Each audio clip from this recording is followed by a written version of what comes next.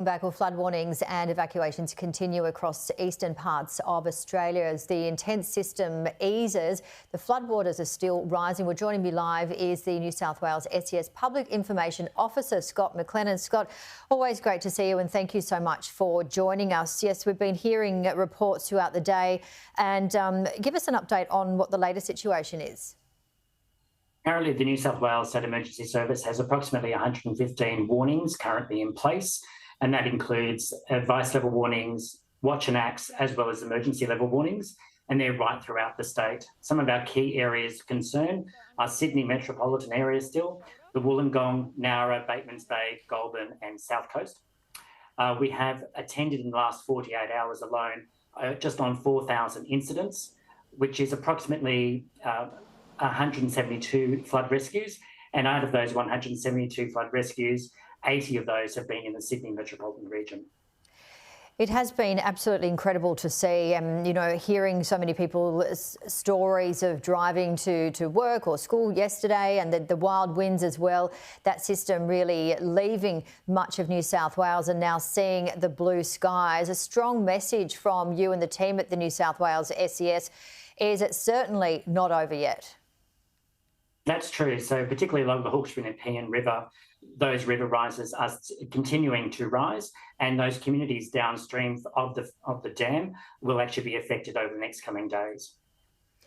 And we're seeing around 4,000 volunteers. It's extraordinary. I know you were a volunteer since 2019 and we've spoken to you over the years with certain weather disasters and the like. Tell us a little bit about what it's like to be a volunteer. Now you're doing a combination, I believe, of being a volunteer and working for the SES.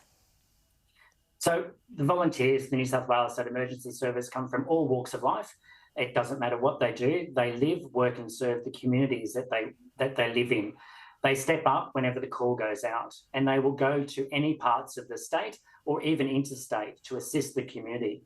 They spend months, if not years, honing their skills, refining their skills to ensure that the volunteers and their communities are safe. They look after each other, they work together, and the skills that they learn, doesn't matter if they're an in-water flood operator, it doesn't matter if they're on water, doesn't matter if they're public information, or one of the most key roles is community engagement.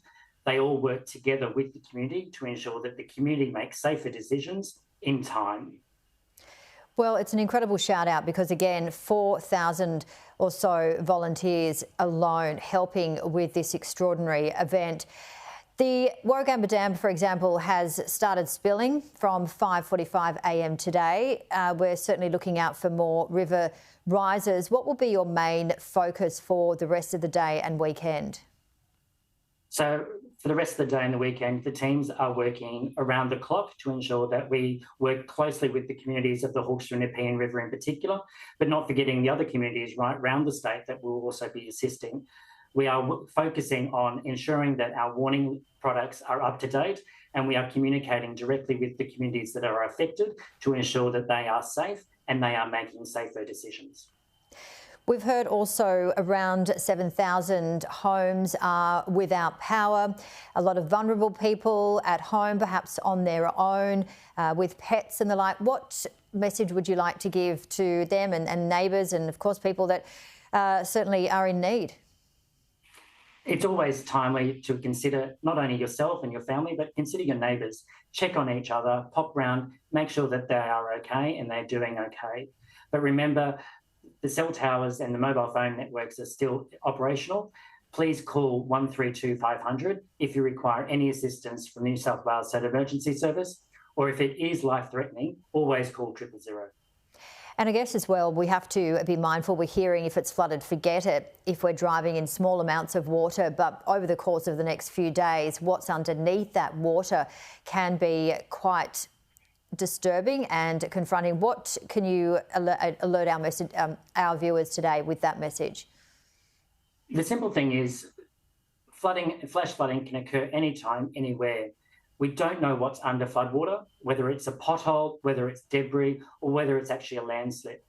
You may think you're driving a nice, big, safe vehicle, but it doesn't take a lot of water to actually move or become slippery. So we ask everyone, doesn't matter if you're in a four-wheel drive or an SUV, please do not drive through floodwaters because not only could you be ruining the road for yourself, coming across something, could be ruining the road or the bridge or anything else for people travelling behind you.